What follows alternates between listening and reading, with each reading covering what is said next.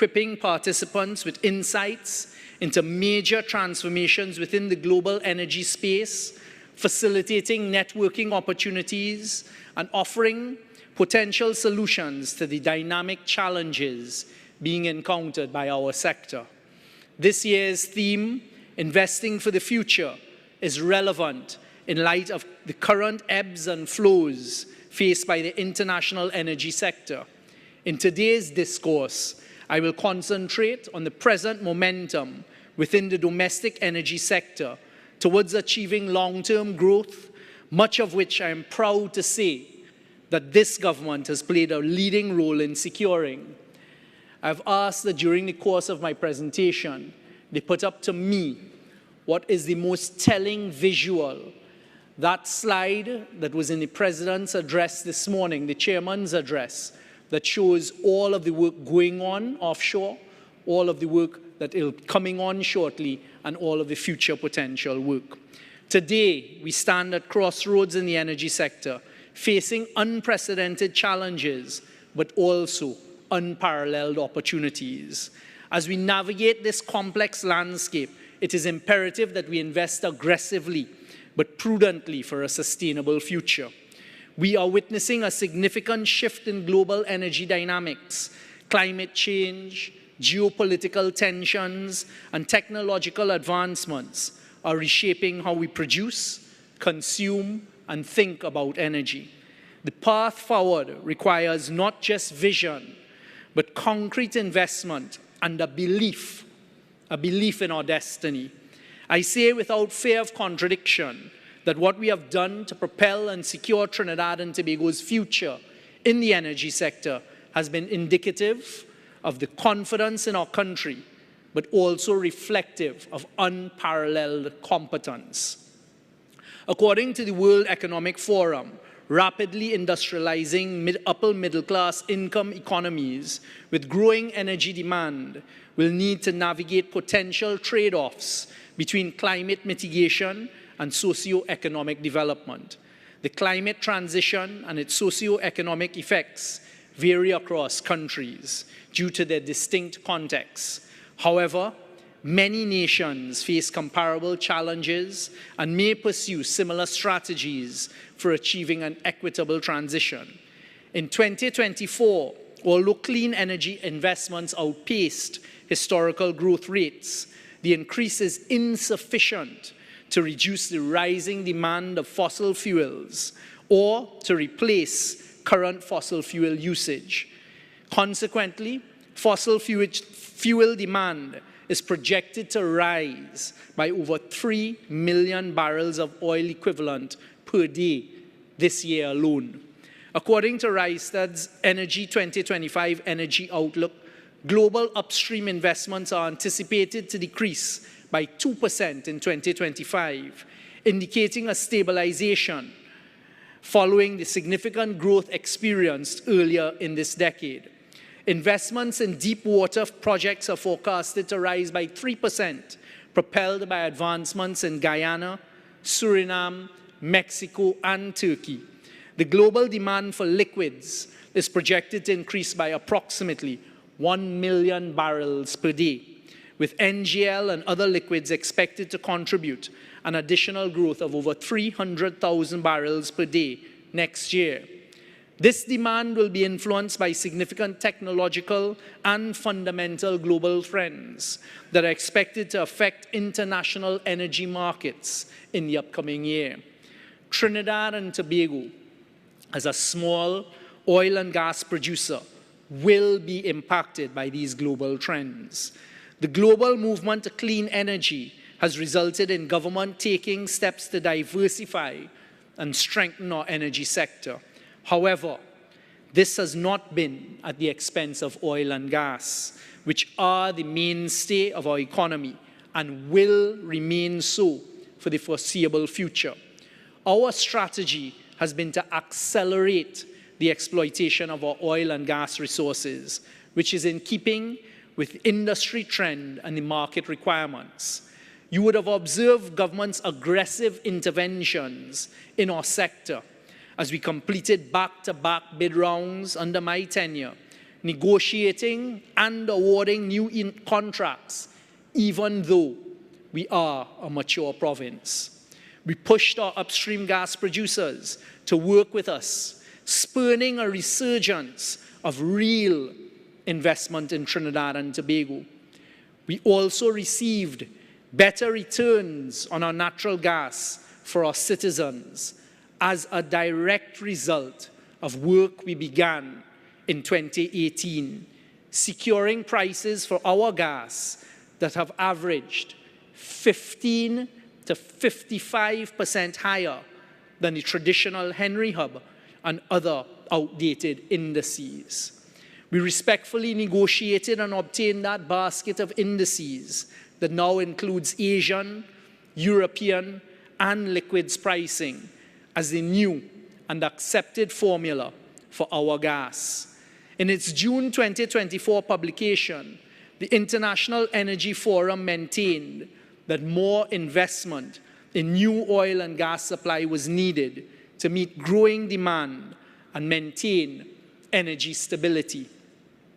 Based on the global energy outlook, it estimated that a cumulative 4.3 trillion in new investments will be needed between 2025 and 2030 to ensure adequate supplies due to growing demand and cost inflation.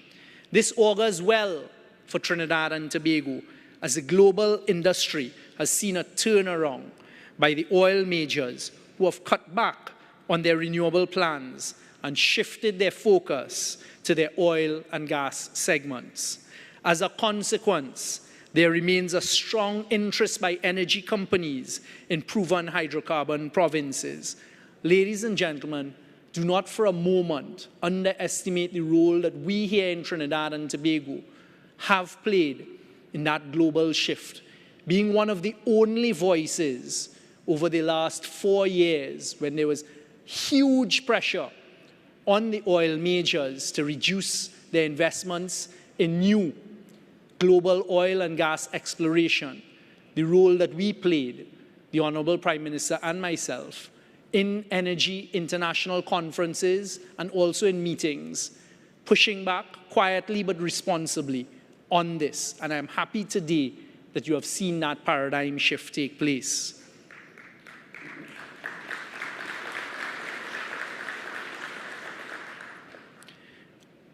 There remains a strong interest by the energy companies in proven hydrocarbon resources. In the global scenario, Trinidad and Tobago, as at December 2024, ranked within the top 25 of global gas-producing countries. In the last gas reserves audit conducted by independent petroleum consultant De Goya and McNaughton, the country's P1 and C1 technically gas reserves stood at 11 TCF, but could rise a potential of 20 TCF with this conversion of other technically recoverable quantities. Exploration resources stands at 58.85 TCF and offer much promise for the exploration to be undertaken by successful companies in the recent bid rounds. In keeping with our strategy to maximize the exploitation of our hydrocarbon resources, we embarked on a series of bid rounds which comprise blocks in our deep water, onshore, and shallow water.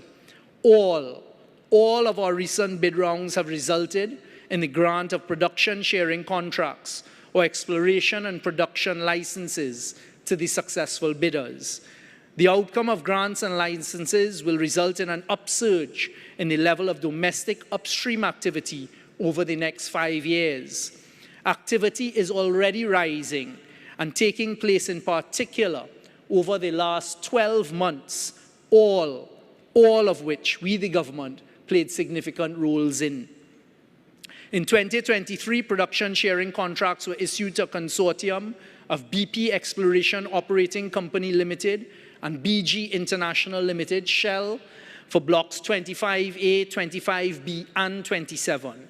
In the first phase of exploration, which ends in 2025, the consortium will conduct, among other surveys, a total of 1,990 square kilometers of 3D seismic across the 3 deep water blocks.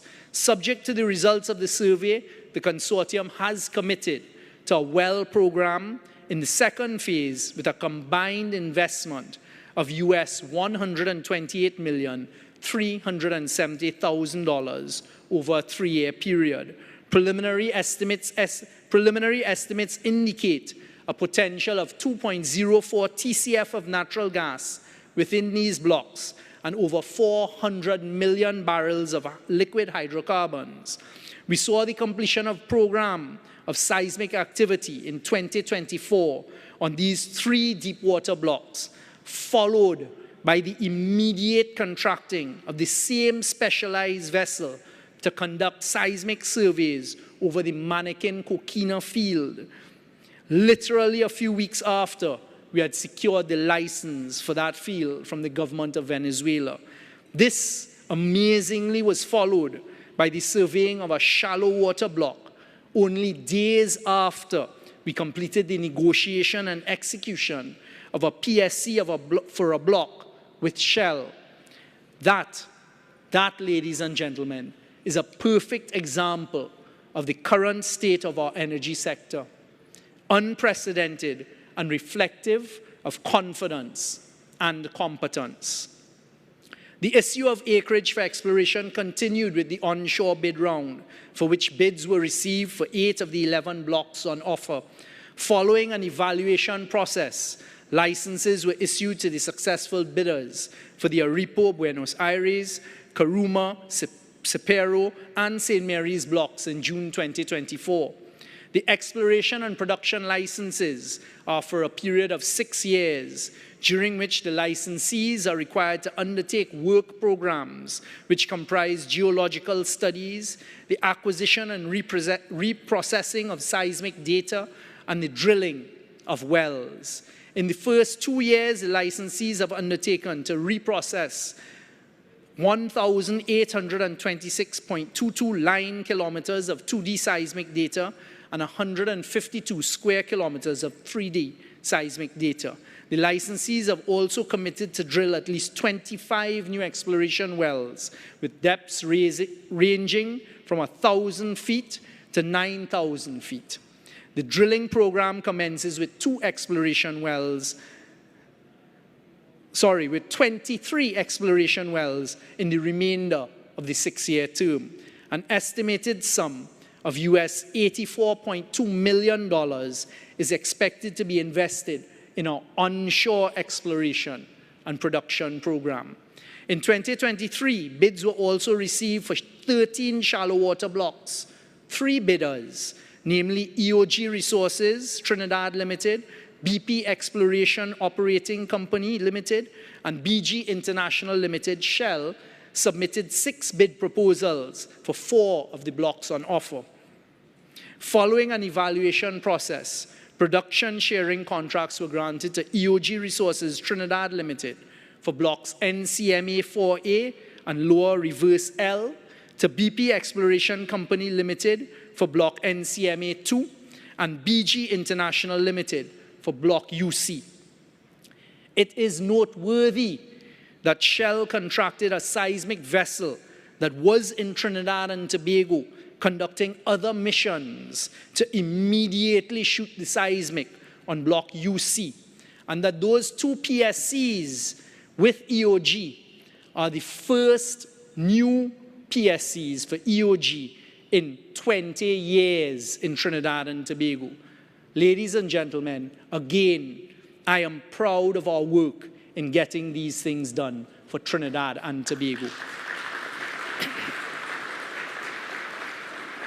These companies have committed to work programs which comprise geological studies, the acquisition of reprocessing of seismic data, and importantly, drilling of wells.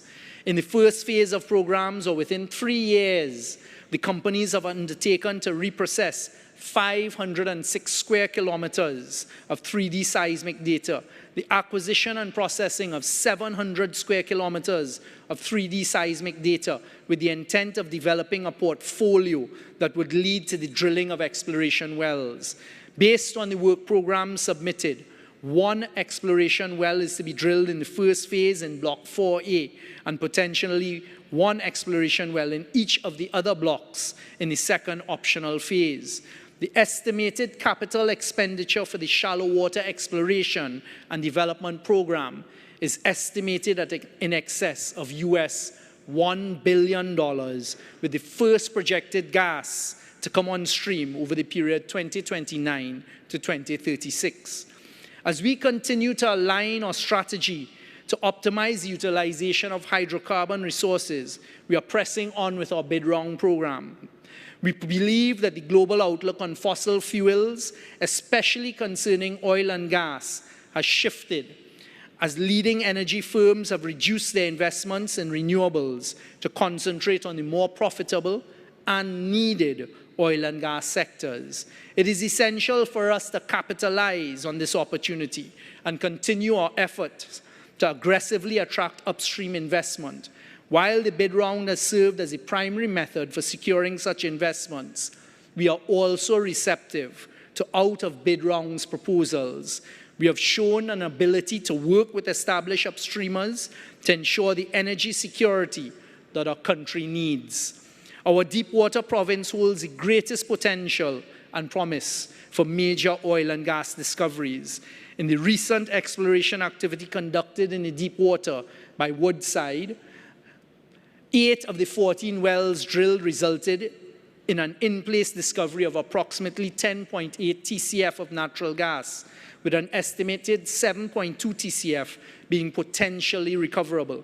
At present, the Ministry of Energy and Energy Industries is in discussion with Woodside on plans to develop 3.5 TCF of reserves in gas fields with its Calypso project. There continues to be a strong interest in the underdeveloped acreage in the deep water, as the prolific Guyana-Suriname Basin is a southeast extension of our eastern deep and ultra-deep marine areas. In light of the strong interest in the deep water, the ministry identified potential prospects and developed a package for 2025 deep water competitive bidding round, which was launched on the 27th of January 2025. This bid round covers 26 blocks situated off the eastern and northern shores of Trinidad and Tobago. This bidding process will close on the 2nd of July 2025 with the announcement of successful bids 3 months following the conclusion of the bidding round. Our exploration program is aimed at ensuring the sustainability of our energy industry. It is a consequence of such initiatives that new projects such as BPTT SIP project and the Mento project, a joint venture between BPTT and EOG, have been realized. Mento will be a 12-slot manned facility located in acreage jointly licensed by BPTT and EOG off Trinidad's southeast coast. First gas is expected this year in 2025. It should be highlighted that it was our direct intervention and concerted efforts that secured the fabrication of the Mento platform and jacket by TOFCO in Labrie. Additionally, as soon as the platform and topside, platform and jacket sailed from TOFCO's yard, the work on Manatee began. In fact, you had Shell literally harassing EOG and BP to get the Mento work out of the yard as they wanted to commence Manatee. Ladies and gentlemen, these are the real results. This is the reality of the energy sector in Trinidad and Tobago that we have worked hard to create for our citizens.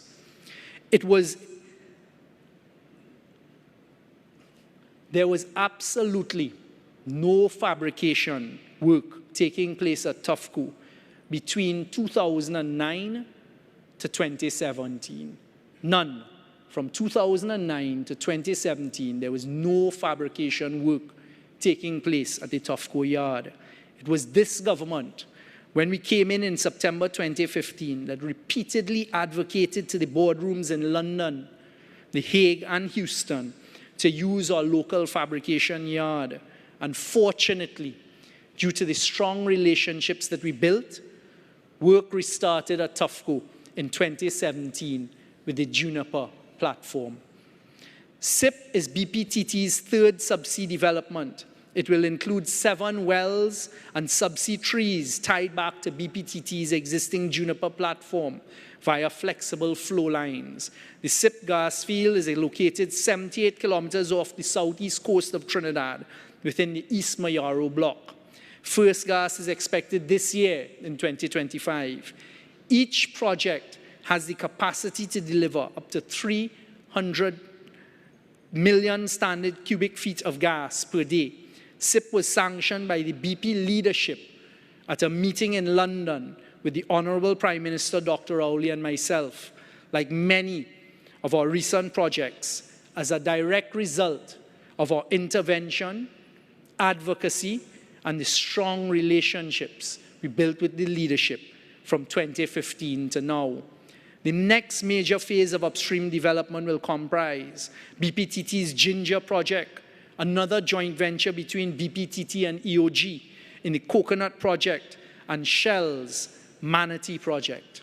The development costs for projects are in excess of $3 billion US. The Manatee development will consist of an offshore Manatee platform with 12 well slots. The jacket for Manatee is currently being constructed, fabricated by Tufco. First gas from the projects is due in 2027, and at peak, they will deliver cumulatively in excess of 1 billion cubic feet of gas per day, with Manatee accounting for approximately 600 million scuffs of gas per day. To accommodate the gas production from Manatee, Shell is upgrading the Beachfield facility from 300 million scuffs of gas per day to 1 BCF of gas per day. Allow me to pause there. Cast your mind back to a few years ago, when unfortunately you had specific individuals who, as usual, know nothing about what is going on, writing articles criticizing the investment in the Beachfield facility. Unwarranted criticism. Of course, now Trinidad and Tobago can see what it was that was planned and what is being delivered to Trinidad and Tobago via that same facility at no loss to us here in Trinidad and Tobago, securing our future.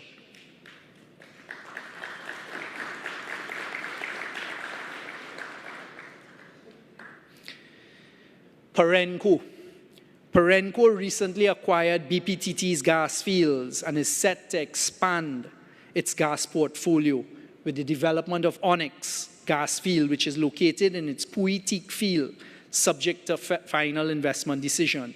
What these developmental activities reaffirm is that Trinidad and Tobago is still a productive hydrocarbon province. Based on these projects, gas supply is projected to increase significantly by 2027. A question that will arise for us as citizens of Trinidad and Tobago this year will be, who do we trust? Who has the proven competence to manage our energy sector and to continue securing the future of Trinidad and Tobago? That, my fellow citizens, is a very live question that each and every one of us will have to answer this year. The Trinidad and Tobago gas picture is not complete without the inclusion of gas from across border fields in Venezuela. In December 2023, the government of Venezuela granted a 30-year license for the development of the Dragon field. This initiated a technical and commercial assessment of the Dragon development, resulting in a draft development concept. Work is currently in progress in achieving final investment decision with a view to first gas production by 2027. Additionally, in May 2024, GORT received an OFAC license to pursue with Venezuela the exploitation and development of hydrocarbon reservoirs of the Manakin-Coquina field, a cross-border field between Trinidad and Tobago and Venezuela. The estimated gas reserves of the Manakin-Coquina field amount to 1 TCF, with 2/3 of the reserves in the maritime area of Trinidad. In July 2024, we successfully finalized negotiations with the Venezuelan government, which granted a 20-year license to NGC and BPTT for the development of the field's gas resources. Following the award of this license, BPTT and NGC conducted seismic data over the entire Manikin-Coquina field. This exercise to evaluate the data is expected to be completed by the 3rd quarter of this year and will determine the number of developmental wells to be drilled. The developmental cost of the project is approximately $1 billion. Peak production rates are expected to be 300 million scuffs of gas per day, and all of the gas is to be sold to our industries here in Trinidad and Tobago. Ladies and gentlemen, these historic arrangements, as you know, are the result of the direct work, efforts, foresight, strategic execution, diplomacy, and negotiating skills that we brought to bear. It is easy for those without any responsibility to attempt to water down these efforts and results. But you in this room in the energy sector know the reality and what it means for us here in Trinidad and Tobago. Our activities in the exploration and production of crude oil and condensate are anticipated to see significant growth over the next few years. Overall, crude oil and condensate production is projected to increase from an average of 50,357 barrels of oil per day in 2024 to 81,773 barrels of oil per day by 2028. The increase in production will be driven substantially by the increase in condensate, primarily from BPTT's SIP and Ginger gas fields, and its joint venture with EOG in the Mento and Coconut gas fields. Crude oil increases are due to Heritage's new drilling projects and workovers, in particular, its 4-well drilling campaign for the Soldado East field, and an increase in Perenco's production due to its new 37-kilometer, 10-inch pipeline from the Teak Alpha. We have also been putting pressure on Heritage to partner with those companies in the industry that have the ability, the experience, the equipment, the wherewithal, and the appetite to drill and produce oil. The upstream initiatives are expected to underpin the future sustained growth of our energy sector. We have no control over global energy prices, and therefore the focus is on improving domestic production, whether through fiscal incentives mechanisms such as bid rounds and through international cooperation as currently exists between Trinidad and Tobago and Venezuela, potentially other Caribbean countries. However, due to climate change, the energy sector is evolving and renewables are set to play a major role in the energy mix. The power sector represents the first major initiative towards clean energy. The country's first utility-scale solar project, an investment in excess of US $100 million, is a testament of our commitment to clean energy. The commissioning of the Brechin Castle solar plant, Project Lara, is the country's first major step in incorporating renewables into our primary energy mix. Wind energy is the other renewable energy source that is being targeted through technical support of the European Union and in collaboration with our state agency, National Energy. The Ministry of Energy and Energy Industries is currently engaged in the conduct of an onshore wind resource assessment program aimed at producing bankable data to inform our future onshore wind activities and auctions. The renewable energy initiatives are a key component in the establishment of a green hydrogen economy. There are currently 2 green hydrogen projects at different stages of development. National Energy is leading the design and implementation of a pilot green hydrogen project aimed to determine a feasible, levelized cost of green hydrogen. The project is scheduled to be commissioned next year by 2026. There's also a commercial green hydrogen project being explored by HDF Energy, a company with over 5 billion euros of projects under development in partnership with a local company, NewGen Energy Limited. However, investment in clean energy is not insignificant. The Caribbean Development Bank noted that regional energy security will need scales of investment of a minimum of US $1.2 billion annually to achieve the region's goal of 47% contribution from the renewables by 2030. As small island developing states, we are saddled with financial decisions to address our energy security and resilience needs within our own unique context. Investment in these sectors requires strategic international partnerships with the public and private sector to unlock opportunities for clean, green energy. Given the transitional risks arising from carbon pricing will materialize, it is important the domestic energy market undertake or partner with government to reduce substantially their greenhouse gas emissions. Our energy sector is at a point of regeneration, with renewables becoming a part of the domestic energy mix. However, oil and gas are critical to our energy transformation by providing secure and affordable energy during the transition. We therefore are committed to the optimum exploitation of our hydrocarbon resources, despite calls in some quarters for the cessation of exploration in the industry. This has been vindicated by the decision of many advanced petroleum economies who continue to offer blocks for exploration, as well as the decision of energy companies to refocus their energies and efforts and money on oil and gas. I am confident that the suite of exploration and development activities that are in train in the short to medium term will deliver the level of production required to sustain and grow our domestic energy industry. Although oil and gas remains dominant energy sources, such as clean energy, such as wind, solar, and green hydrogen are emerging as a significant contributor to our domestic energy landscape. This is a positive development, both environmentally and commercially, as every molecule of gas we can save can be redirected into revenue-generating activities. In conclusion, the outlook for the domestic energy sector is a positive one. Yes, there will always be challenges. This is a feature of the global industry. But as we have consistently proved, we are up to the task.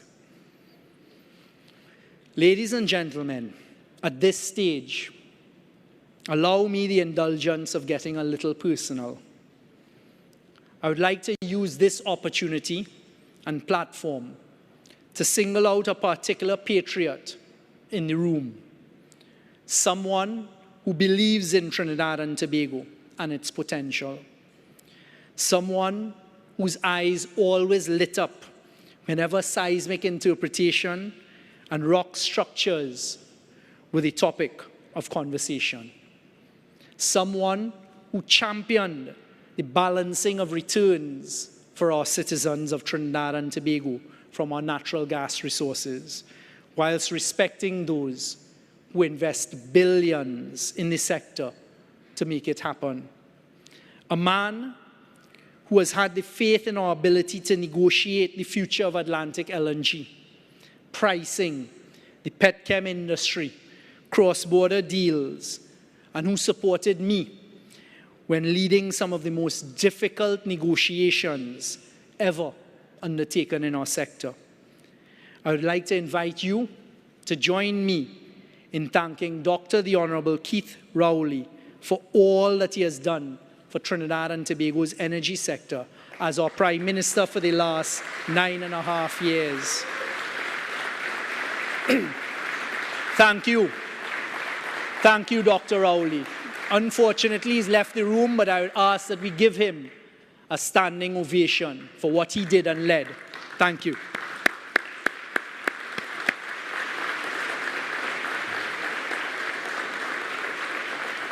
Thank you.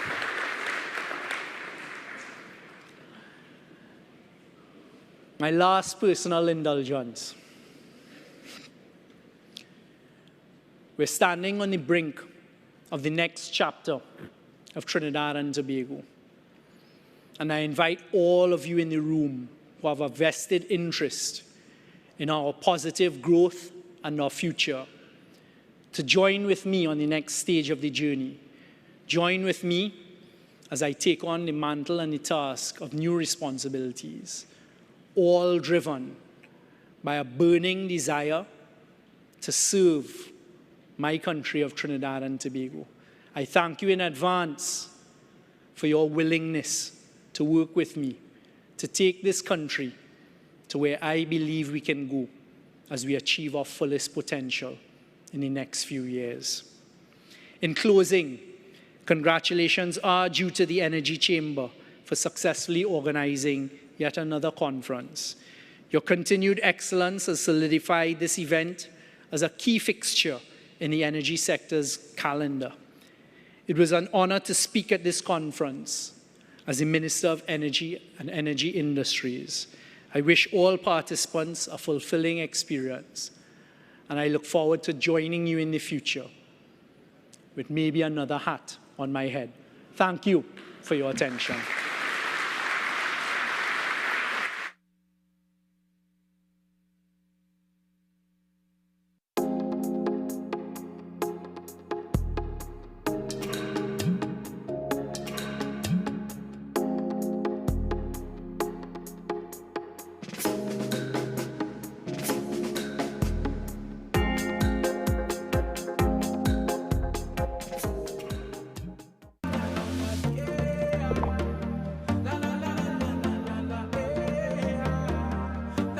This is TTT. Live for local.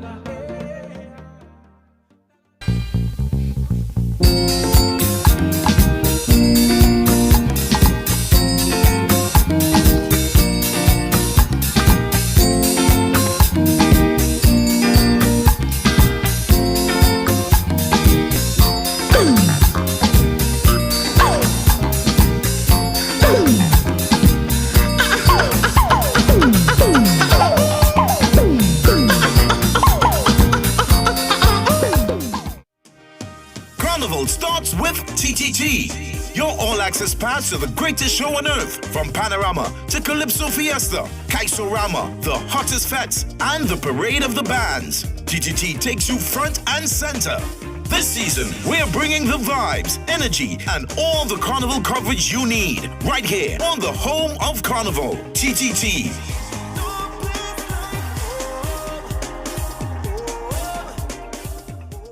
Trinbago Carnival Origins, Calypso. Calypso is most likely the only other commodity that we have produced and exported